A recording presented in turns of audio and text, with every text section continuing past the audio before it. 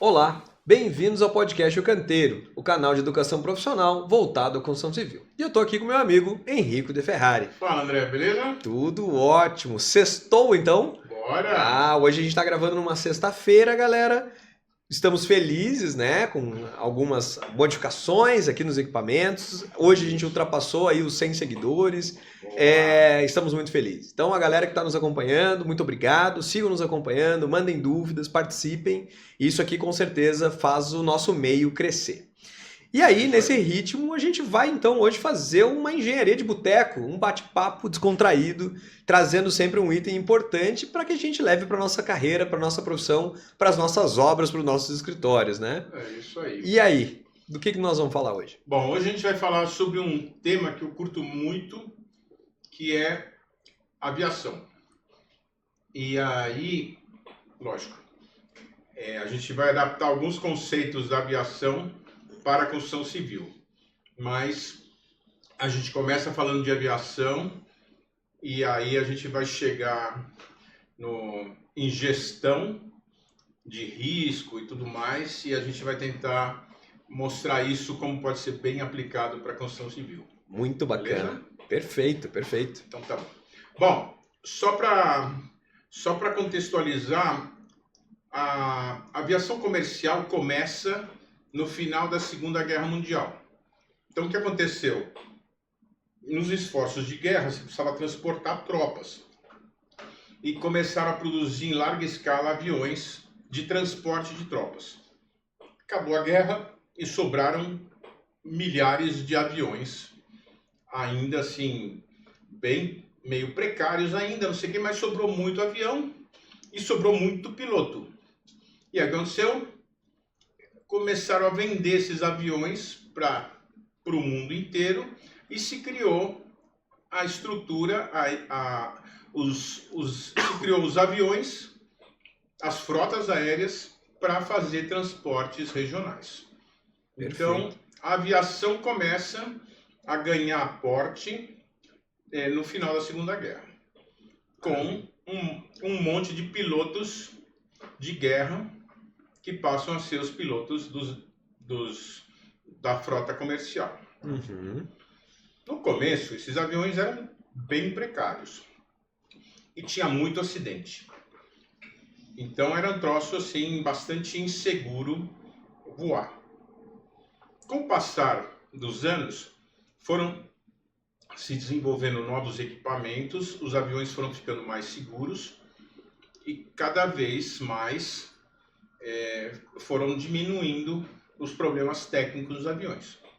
Só que aí começaram a aparecer muitos problemas de falhas humanas. Uhum. Até que chegou um acidente que foi terrível, que aconteceu em Tenerife, nas Ilhas Canárias, em que 2 jumbos bateram na pista, um no outro, e morreram 583 pessoas. Caramba. Foi o maior acidente aéreo da história da aviação e basicamente fruto de erros humanos. Uhum.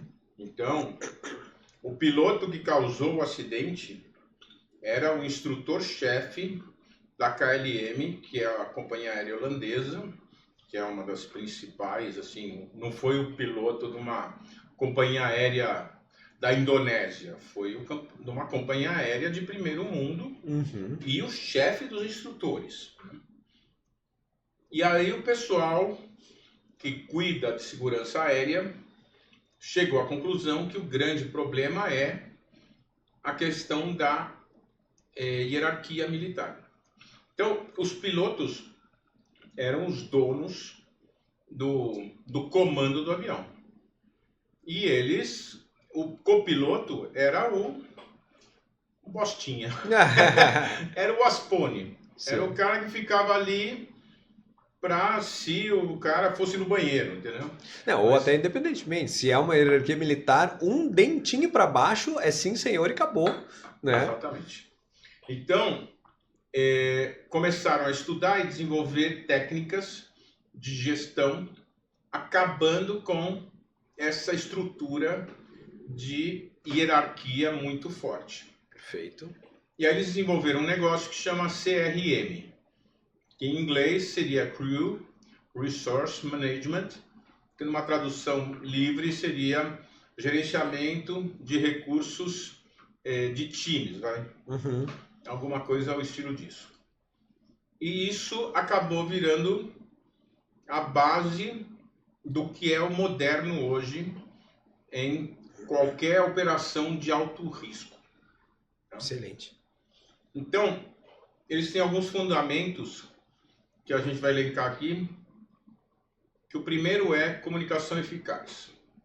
Eu só queria colocar que não tem nada a ver com o CRM do mundo comercial, Não, moçada. não tem nada a ver. CRM do mundo comercial são softwares para, de fato, fazer gestão de relacionamento com o cliente, que é customer, relation, nanana. Exatamente. Então não tem nada a ver com CRM, e isso é uma como é que eu posso falar agora? O que tu colocou? É uma metodologia de gestão, que não tem nada a ver com CRM. Então, só pra galera que ouvir CRM e falar, é CRM, não tem nada a ver com CRM comercial. Perfeito. Desculpa te interromper. Não, perfeito. Bom, então basicamente tem 6 conceitos básicos nesse negócio. O primeiro é a comunicação. Tá? Então, a primeira coisa de comunicação é que as informações sejam claras, objetivas e assertivas. Que o diálogo seja aberto, com escuta ativa. E a gente já falou disso aqui. Uhum. E que a linguagem seja padronizada. Uhum. Muito legal. O segundo item é consciência situacional. Tudo isso que eu estou falando, depois a gente vai levar para o nosso ambiente de construção civil, tá? Então, eu vou explicar isso como é, digamos, conceituado dentro da aviação e depois a gente vai partir para a questão como a gente pode usar isso na construção civil, tá? Perfeito, perfeito. Então, a consciência situacional dentro de um avião é você entender permanentemente qual que é o ambiente em que você está operando. Então, assim, tem situações em que você está com um tempo bom e daqui a pouco você entra numa tempestade. Se você não tiver absolutamente ligado nos teus radares e não sei o que, você entra numa roubada. Sim. Que foi o que aconteceu com aquele voo da Air France que caiu saindo do Rio, indo para Paris, no meio do Atlântico, que foi um dos últimos grandes acidentes, né? Uhum. Os caras simplesmente perderam a noção e entraram no meio de um CB e deu no que deu. Uhum. O segundo é a identificação de possíveis ameaças. Uhum. Então, essa questão do mau tempo, de problemas com equipamentos e tudo mais. E o terceiro é evitar, é um termo legal que chama visão em túnel, que é você focar só numa coisa. Eu me lembro uma vez que eu estava vendo uma entrevista de um piloto de Fórmula 1 que ele tinha ido correr na Indy. E ele falava assim, que ele estava a 300 e tanto por hora fazendo uma curva e ele enxergava uma janelinha. E ele tinha que entrar naquela janelinha. Então não interessava o que tinha dos lados, ele tinha que ir lá. Uhum. Entendeu? Esse era o único jeito de não sair voando para fora da pista, né? Então, às vezes a gente está com um problema e a gente não para olhar para o lado, né? A gente só está focando nesse problema. E você perde a oportunidade de sair fora, né? De enxergar outras situações, né? Isso no nosso mundo de projeto é o que mais acontece, a gente chama até de olhar viciado, né?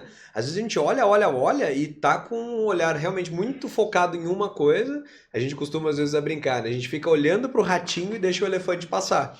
Então é importante, às vezes, dar um tempo para a cabeça ou tentar espairecer, tentar dar um reset para conseguir olhar com uma visão mais aberta. E tem tudo a ver com essa visão em túnel que tu traz, né? Perfeito.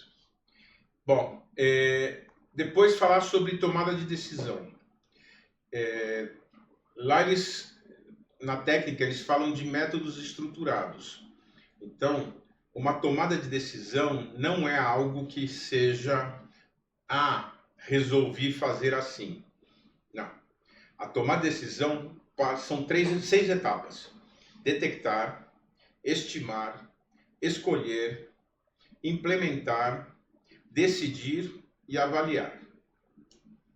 Tá? Muito bom.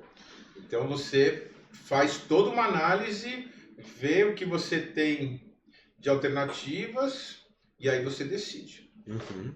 Então, Você assim, tem que ter um processo até para te tomar uma decisão, não pode tomar aleatoriamente, né? Exatamente. Então, assim, é estruturar um método para você decidir qualquer coisa. Perfeito.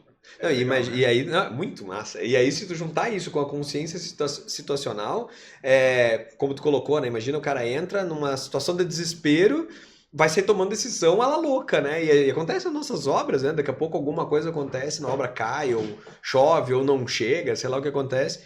E a gente, será que a gente tem essa visão? Será que isso não é legal de trazer para o nosso mundo? Eu tô achando demais. É isso aí.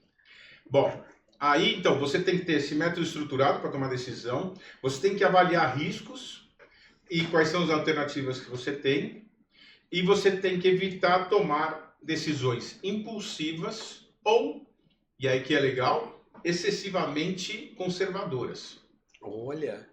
Então, tipo, ou você sai na louca ou você trava. Sim, trava demais. Exatamente. Então, Muito bom.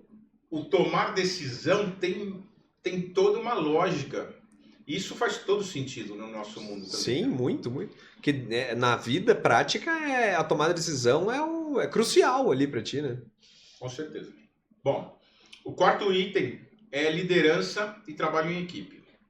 Então isso vai confrontar com aquela visão que se tinha antigamente de hierarquia, né? Uhum. Então, a primeira coisa é distribuição equilibrada de tarefas. Então, na hora que você tem uma crise, a primeira coisa que você faz, e isso eu já vi vídeos assim em cabine, assim, puta, um motor tá pegando fogo. O que se faz? Aí eles param, antes de começar a pensar no que eles vão fazer, eles pensam como é que eles vão dividir as tarefas. Perfeito. Então eles falam assim, bom, então você vai ler o checklist que fala sobre motor pegando fogo, eu vou avisar, Vou tratar da comunicação. eu vou fazer não sei o que, você vai fazer não sei o que lá. Então, antes de começar o Bumba Meu Boi, os caras dividem as tarefas de uma maneira equilibrada. Excelente. Depois tem a história da fala assertiva. Então, todo mundo fala, discute, conversa. Não existe aquela de eu mando, você cala a boca. É Perfeito. tudo discutido. Ou seja, todos podem contrapor a todos. Isso é legal, né? Dá um senso de time. Perfeito. Exatamente. E a liderança sempre incentivando a participação da equipe. Uhum.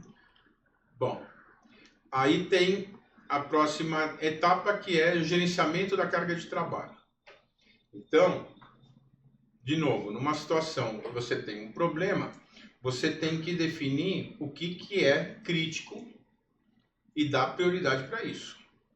Então, passar, sei lá, comunicar com o, sei lá, o pessoal que está dentro lá no avião não é crítico.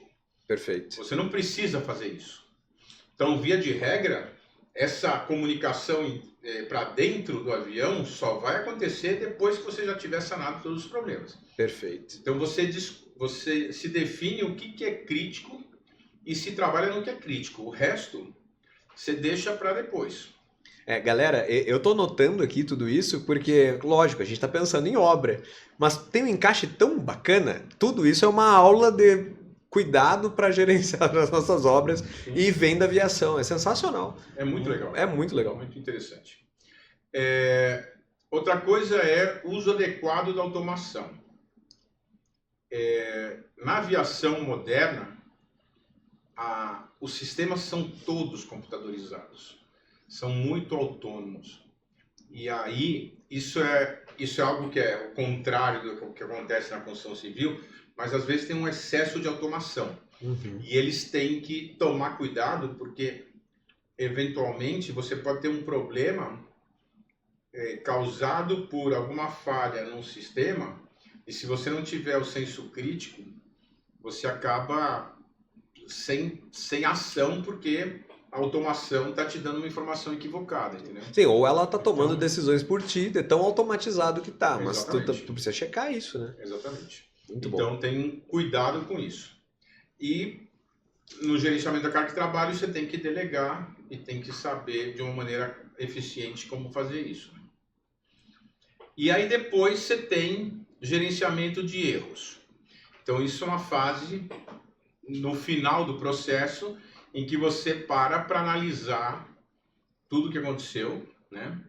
Então você identifica os fatores humanos que causam erros, que via de regra são fadiga, estresse, excesso de pressão.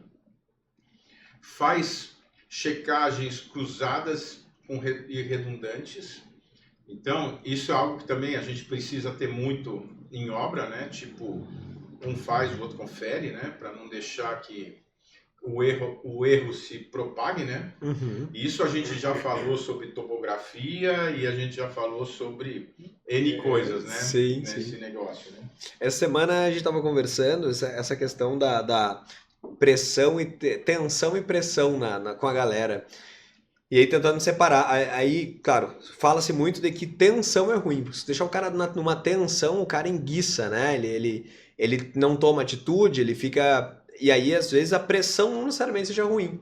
Então, às vezes, ter um bom nível de pressão, desde que seja, claro, cabível, organizada, com uma boa consciência de gestão, é interessante para o sistema ter uma certa. Para a cadeia ter uma certa pressão. Agora, o que não pode é a galera estar tensionada e fazendo alguma coisa, porque aquela tensão tu vira uma bomba relógio, alguma coisa tu explode e tu não vai tomar decisões boas e aí tudo vai por água abaixo, né? Também não dá pra ser Disneylândia, então no meio do campo, no meio da guerra, todo mundo achar que tem que estar na praia, né? Não é assim. Não é assim. Mas, quando você chega num nível de treinamento, competência e conhecimento do que você está fazendo, lidar com crises não é um troço... Não te deixa tensionado, né? Exatamente. Perfeito. Só para complementar, e aí a gente vai falar sobre isso, né? Então você tem que ter um aprendizado com todos os incidentes que acontecem, e aí aqui a gente pode falar em lições aprendidas, né? Uma melhoria contínua. E aí sim a gente fala sobre treinamento. Então, os caras fazem um monte de simulações, eles testam situações, então eles vivenciam algo que eventualmente vai acontecer depois. Então, eles estão preparados, né? Eles estão sabendo como agir. Eles fazem análises de casos reais. Então, quando acontece um acidente, alguma coisa em outro lugar, os caras vêm, param, olham, analisam, conhecem, entendem, né? Perfeito. E fazem discussões depois de fazer os treinamentos. Então o cara treina, aprende, enxerga, não sei o que, senta e discute tudo aquilo. Muito bom. Uma vez eu vi uma gravação, e essa foi genial. Que era assim, os caras de uma companhia suíça estavam fazendo uma gravação que era para um treinamento que eles iam fazer. Então eles pegaram 2 pilotos experientes e gravaram um voo. E no meio desse voo, um motor pegou fogo. Meu Deus. E aí, a gravação do motor pegando fogo. Então assim, toca um sinal no painel. Aí um piloto vira para o outro, era uma moça e um cara. E fala, tem um sinal de motor pegando fogo. O que a gente faz nesse caso? Vê aí no manual que faz. Eu vou aqui segurar... Distribuiu as tarefas. Aí a pessoa fala assim, então tem que testar isso, não sei o que, papapá. E o cara vai lá e testa. Tem que fazer não sei o que, papapá, não sei o que. Testa. O que aconteceu? Aconteceu isso. Se aconteceu isso, tem que fazer não sei o que. E lá tem todo um manual. Então assim, bom, então tem que desligar o motor. Tá, então pá, desliga o motor. Beleza, então estamos voando com Um motor só. um motor só. Beleza, então o que a gente vai fazer, não sei o que, qual a distância para o próximo aeroporto? E os dois batendo papo, pá, Serenos. pá, pum. Aí no meio do papo assim, a menina vira pro cara e fala assim, isso aqui é um chocolate? E foi. Olha só. E assim, ninguém alternou o tom de voz, foi super tranquilo e foi uma situação real. Sim. Né? Então, assim, e era uma crise, mas foi absolutamente bem. Muito bem preparados, né? Sim. Treinados. Exatamente. Bom, e aí então a ideia seria agora pegar esses fatos todos e tentar botar isso na realidade nossa da construção civil, né? Sim, não, eu recomendo Então, a toda a acho- galera que anotem esses pontos, porque tem tudo a ver com a gente. Tem tudo a ver com a gente. Inclusive, há muito tempo atrás, eu estava pesquisando sobre checklists, né? Justamente fazer uma entrega para te revisar as coisas e tudo mais. E muito da história dos checklists também vem da aviação. E aí vem da aviação e vem dos pronto atendimento hospitalares, porque quando chegam as pessoas nos hospitais, né, de algum acidente grave, havia muitas mortes porque tu começava a mexer meio que, né, sem uma maneira padronizada e tu até provocava alguma coisa. E aí, no mundo do checklist, que inclusive pode ser um episódio um dia de a gente falar sobre checklists, e Sim, isso tem tudo, sim. né? Tem os de projeto, tem de obra, tem comissionamento, então pode que fique um tema aí para um outro bate-papo nosso Positivo. falar sobre isso. Mas essas técnicas de CRM são usadas na aviação, na indústria do petróleo, em plataformas marítimas e em áreas de hospital de emergência. Olha que legal. São principalmente nesses ambientes E olha que eles são travados. o casamento de tudo, né? Imagina numa área de emergência, sei lá, se tu tá com o médico-chefe, o residente e uma enfermeira. Talvez o médico-chefe não esteja vendo tudo, ou seja, por mais que tu seja enfermeira ou o engenheiro residente, vocês têm que se contrapor, tem que se falar na mesma altura, Com deixando a hierarquia de lado, né? Com certeza. Faz todo sentido, muito sentido. Muito legal. Bom, então agora eu vou tentar transferir aquele conhecimento para o nosso mundo de obra, tá? Muito É bom. óbvio que não é um troço... De novo, galera, é papo de boteco, tá? Então, assim, não estamos falando de super técnicas, estamos dando uma visão bastante solta, né? É óbvio que a gente não está falando sem base, mas não estamos aprofundando muito, né? Isso não é um conversa. curso, isso é uma ideia legal e que, claro, todos que se interessarem, pesquisem, comentem, se julgarem que a gente poderia aprofundar nessa técnica, a gente pode trazer um novo material aprofundando. A ideia aqui é um bate-papo de falar assim, vocês já viram coisas excelentes de outras indústrias e outros meios que a gente pode aplicar no nosso meio. Sim. E a gente, né, distribui conhecimento e constrói conhecimento como é o nosso propósito. Positivo. Bom, na comunicação, a gente tem o DDS, né, que é uma ferramenta que começa com o uso para a segurança do trabalho e que a gente pode ampliar isso e tornar um jeito de você estar discutindo com a galera toda, né? Então, é uma ferramenta que vale a pena ser aprimorada e ela é uma forma de comunicação muito legal, muito boa. Né? DDS que chama.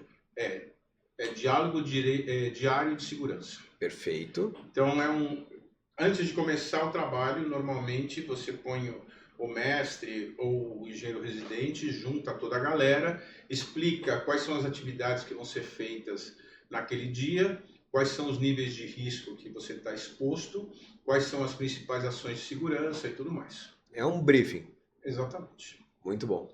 Então isso é obrigação de ser feito em obra todo dia e se você trabalhar esse momento de uma maneira mais elaborada, você pode desenvolver outras temáticas e fazer com que esse negócio vire um veículo de propagação de conhecimento e discussão e tudo mais. Né? E é legal que eu acho que para te fazer isso tem que ter uma preparação prévia, né? A pessoa que vai instruir, vai ser o instrutor disso, Sim. tem que estar preparado. Então o cara não vai no dia descobrir o que ele vai fazer no dia, né? Ele tem que se preparar Sim. e aí essa preparação também faz ele enxergar o todo, né? Positivo. Muito bom. Escuta ativa. Isso é um negócio que a gente já falou aqui em alguns capítulos. Mais de um episódio, Já falamos isso em comunicação, já falamos isso em outros capítulos que eu não me recordo exatamente quais. Mas é aquela coisa de você garantir que a mensagem que foi enviada foi recebida a contento. Né? Então, eu falo, você escuta, você me confirma o que eu te disse para a gente ter segurança que a gente está falando do troço certo, né? A gente garantir que a outra parte entendeu é em qualquer lugar, indústria, mercado. Tu tem certeza que todo mundo te entendeu? Ou todo mundo sabe o que tem que fazer? É isso aí, vale para qualquer lugar. Por isso que a gente fala tanto na escutativa, né? Sim. E o que se fala na aviação é um negócio de usar termos padronizados. Né? Aqui, na construção civil, padronizar termos é um pouco mais complicado, mas você tem que falar de uma maneira que não seja várzea. Perfeito. Né? Então, assim, quando a gente estiver falando sobre algum assunto, a gente não fala, então, depois faz não sei o quê. Não. Depois significa daqui a 2 horas, ou amanhã pela manhã, primeiro horário, tem que fazer as coisas, sabe? As coisas têm que ter clareza, né? As coisas têm que ser muito bem posicionadas. Né? Eu costumo falar muito pra galera que o papo tem que ser numérico. Não pode falar grande, pouco, muito, longe, perto. Nada disso é numérico, né? Então, eu preciso que tu leve uma quantidade, muito daquilo lá para tal lugar. Não, não, não, não. São 10, são 5, são 100. Tem que ser sempre número. E as pessoas não têm esse hábito muitas vezes. E não tem como ter clareza nisso, né? Não é uma linguagem clara e acho que padronizar a comunicação é importante. Ou seja, sempre quando eu falar uma carga, eu me refiro a 10 sacos. Tá todo mundo entendeu que uma carga é 10 sacos? Porque senão uma carga para mim é 10 sacos, para ele é 15, para o outro é 7. E aí lá vem as merdas, né? Exatamente. Bom, a tal da consciência situacional, como a gente aplica isso numa obra, né? Uma obra é quase um ser vivo, né? Sim. Assim, em cada momento as coisas estão num lugar, as coisas estão acontecendo, o que hoje está aqui, amanhã está lá, né? O que está subindo, depois está descendo. Então, assim, precisa ter isso claro. As pessoas têm que estar enxergando, você tem que mapear riscos. Então, áreas delimitadas, sabe? A área de manobra de um guindaste é um negócio que tem que ser levado muito a sério. Quando você vai patolar um equipamento, você tem que estudar o terreno, se ele está firme, se ele não está firme. E, em geral, tudo tem que ser muito bem visto. Né? Uhum. Então, essa coisa de entender onde você está, o que está acontecendo ali, o que pode, o que não pode, isso tem que estar muito claro. Eu acho que eu pelo menos pensaria da seguinte forma, eu acho que a consciência da situação é tu dominar a situação e para o que foge de controle. Então se tu tá, sei lá, posicionando uma máquina e tu vai patolar ela e porventura não preparou o solo ou aconteceu alguma coisa e ela entortou, o que fazer? Então tu tem que ter pensado nisso previamente para que tu não fique maluco e tome a decisão serena e quem sabe até ofereça um chocolatinho pro teu cara da obra também, mas tem que estar sereno, ou seja, tem que ter consciência de tudo que tá rolando ali e alguma coisa se cair fora daquele planejado, calma, eu já pensei, vamos agir dessa e dessa e dessa forma com frieza. Isso é o ponto seguinte aqui que eu estou falando, que é o lance do checklist para situações emergenciais. Uhum. Então, você precisa ter protocolos claros para situações de risco. Sim. Então, assim, numa situação de risco, você não tem que improvisar. Ou melhor, nunca deve improvisar. Mas principalmente numa hora de um apuro, né? Sim, sim. Então, a gente precisa conseguir pensar em todas as situações mais complicadas, como atuar. Sabe que tem essa questão do mindset, né, que a gente fica falando, e hoje a gente tem um mindset assim de, se for improvisar, vai dar merda. Então a gente já considera que vai dar errado. Não tem chance, a questão da lei de Murphy, né, ou seja, se tiver uma mínima chance de dar errado, considere e se planeje para que vá dar errado e como é que tu contorna isso. Porque se tu ficar na sorte de se der ou não der, dá ou não dá, vai ser terrível. Né? Eu me lembro de uma situação que a gente teve um acidente numa obra, que uma laje caiu, eu já contei essa história. Assim. E na hora, a primeira ação que o pessoal fez foi fazer uma chamada e ver, foram lá na chapeira, pegaram o cartão de todo mundo que estava trabalhando naquele turno e chamaram funcionário por funcionário para ver se alguém estava embaixo da laje. Perfeito. Sabe? Então, assim, em vez de se desesperar... Sim. Não, imagina se tu divide isso, sai procurando ver se falta alguém, vão ficar um dia inteiro lá, todo mundo se batendo cabeça, né? Então, para tudo, teve a frieza de, peraí, quem estava na obra? Vou buscar informação em tal lugar, divide para todo mundo, haverá uma chamada, todos vão para tal lugar. Então, é uma coisa consciente, né? Sim. Muito bom, muito bom. Então, assim, parece que não foram socorrer, não, foram entender se havia alguém, né? Exato. Então, antes de você pirar, você precisa entender a tua situação, né? Até porque não seria mais rápido, né? Vamos socorrer alguém, mas quem? De quê? Tu não consegue fazer, não tem como. Exatamente. Muito bom, muito bom. Bom, aí a gente parte para aquela etapa de tomada de decisões, né? Uhum. Que lá no lance da aviação eram 6 itens. Isso, detectar, mais, né? Estimar. Exatamente. No nosso mundo real, a gente precisa entender como a gente vai fazer esse procedimento. Então, não necessariamente tem que ser como aquele lá, mas tem que se criar uma metodologia. Uhum. Então, isso daí é um negócio que tem que ser decidido dentro da empresa, dentro do canteiro, como a gente faz, como é que a gente não faz. Se eu tiver um problema, falo com quem, como que resolve, né? Então, você precisa criar um roteiro para tomar uma ação.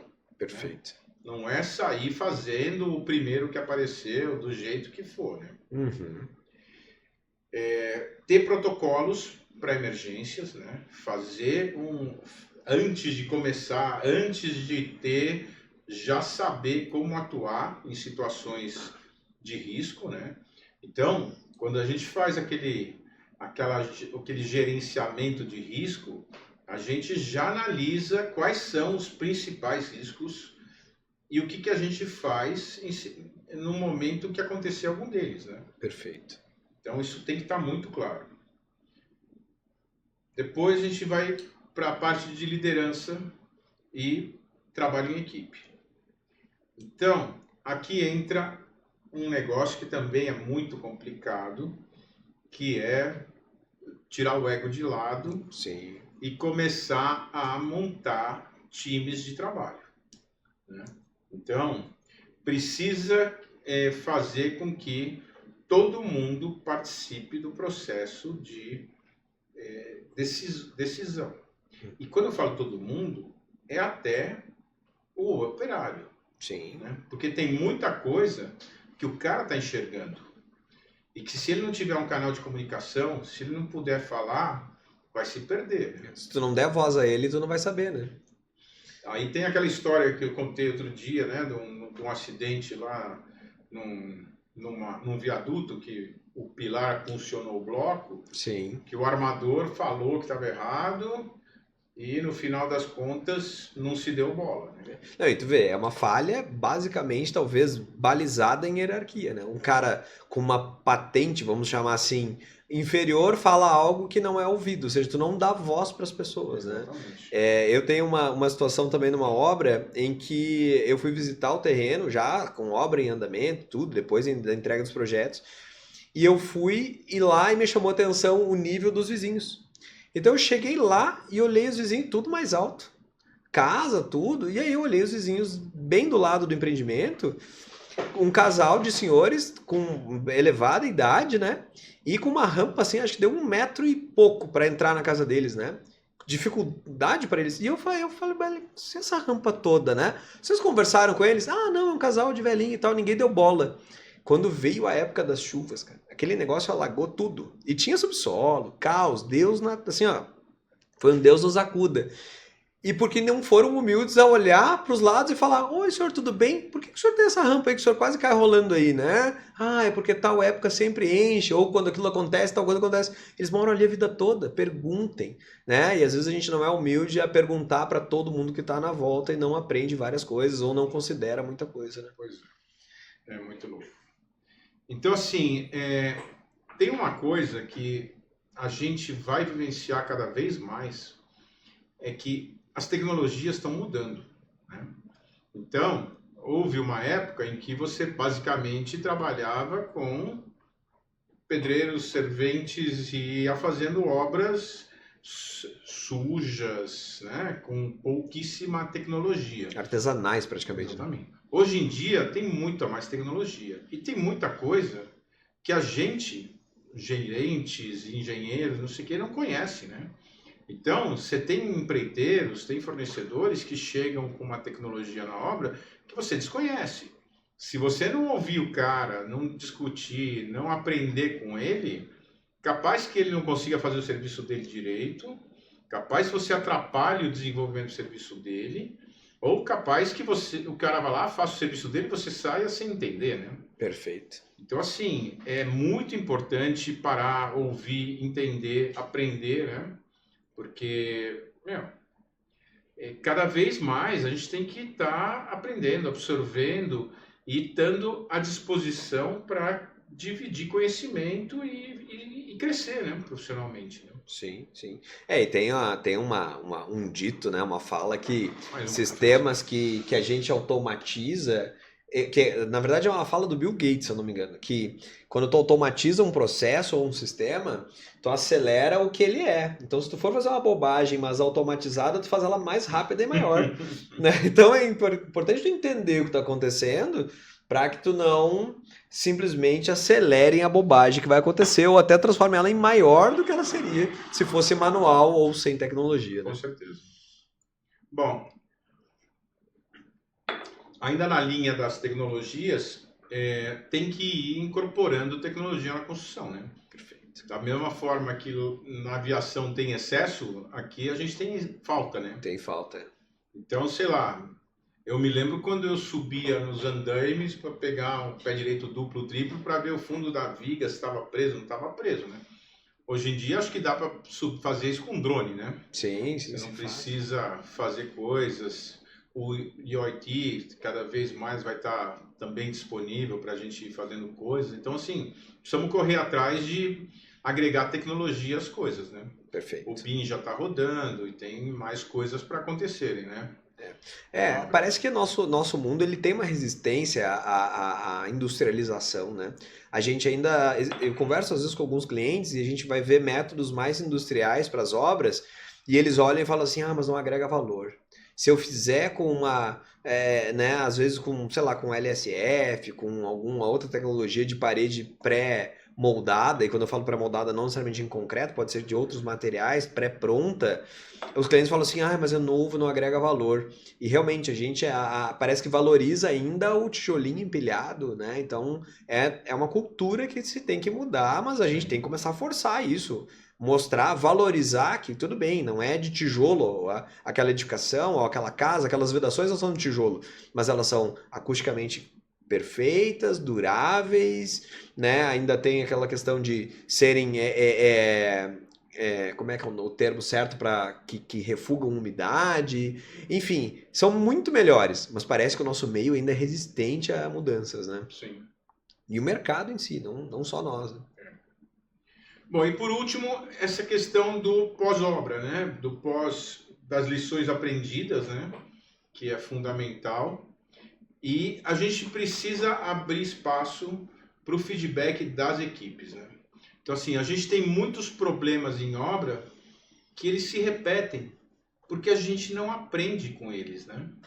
Então, assim, a gente precisa identificar problemas e a gente precisa ter o entendimento do que gera esses problemas. A gente precisa pegar o feedback sempre assim, quem vem depois tem que criticar o que veio antes, né? Por que eu não consegui dar um acabamento bom? Porque a parede tinha não sei o quê. Por que eu não consegui dar Por que a parede não ficou? né? E assim vai. Então você tem que ir buscando as causas. E aí, na hora que você identificar as causas dos problemas, você tem que mudar o procedimento. Muitas vezes você não tem nenhum procedimento para mudar, né? Exato. Então, assim, precisa ter procedimentos. Como a gente faz as coisas.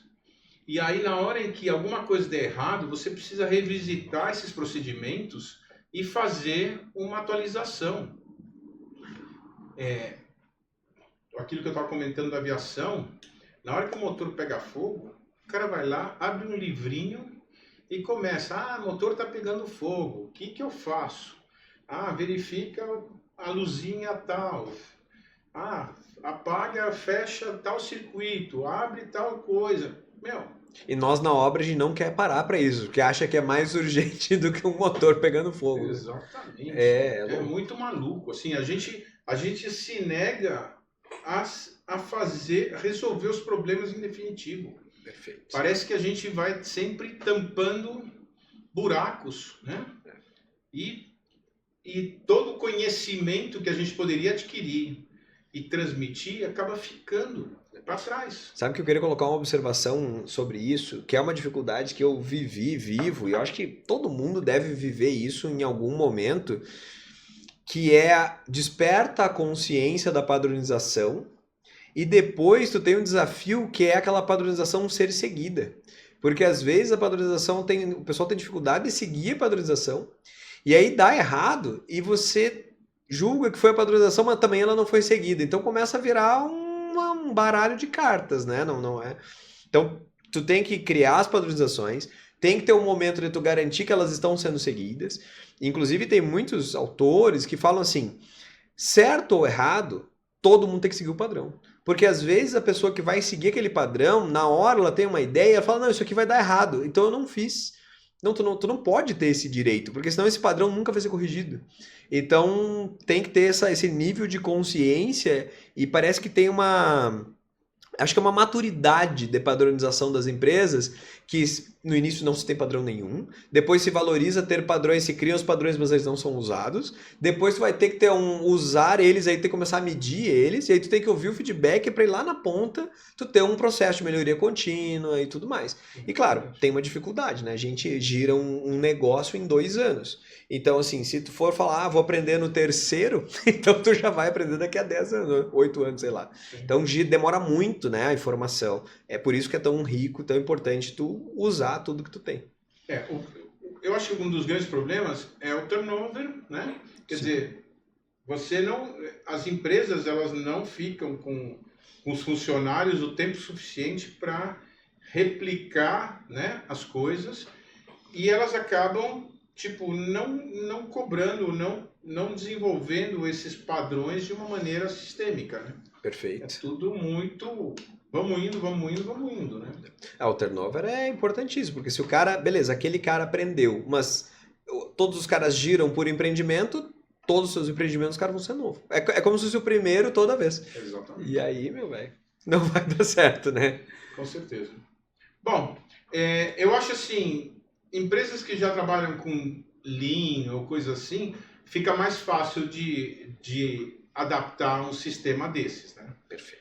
Mas é uma lógica que faz todo sentido, né?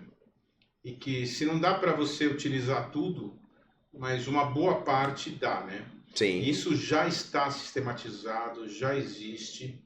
É uma questão da gente começar a aplicar, né?